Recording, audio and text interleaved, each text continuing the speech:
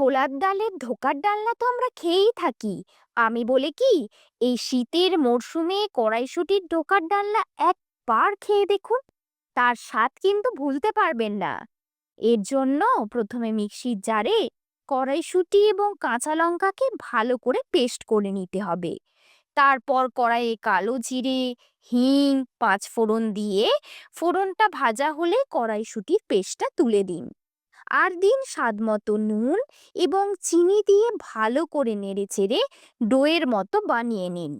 একটা প্লেটে তেল মাখিয়ে ডোটা মসৃণভাবে চারিদিকে ছড়িয়ে দিয়ে ঠান্ডা করে নিন। তারপরে ধোকার আকারে কেটে নিন। এইভাবে ধোকাগুলো তৈরি করে নিলেন। ধোকাগুলোকে ফ্রাইং প্যানে দিয়ে উল্টে পাল্টে লাল লাল করে ভেজে তুলে নিন।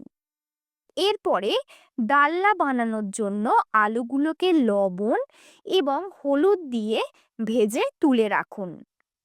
গোটা গরম মশলা ফোড়ন দিয়ে তার মধ্যে দিন পেঁয়াজ কুচি।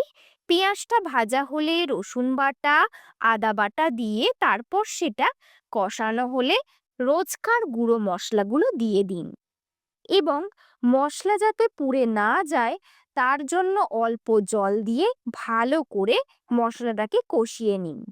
যখন দেখবেন তেল রিলিজ করছে তখন দেবেন টমেটো কুচি, তারপর স্বাদ মতো নুন দিন। ব্যাস, মশলা কষানো রেডি।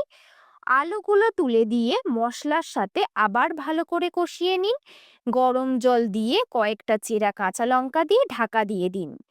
আলু সিদ্ধ হয়ে গেলে তার মধ্যে গরম মশলার গুঁড়ো, ঘি, ধনেপাতা দিয়ে শেষে ধোকাগুলো দিয়ে ঢাকা দিয়ে দিন। এই সময় গ্যাসের ফ্লেম একেবারে কমিয়ে রাখবেন। তৈরি হয়ে গেল আমাদের জিভে জল আনা কড়াইশুঁটির ধোকা।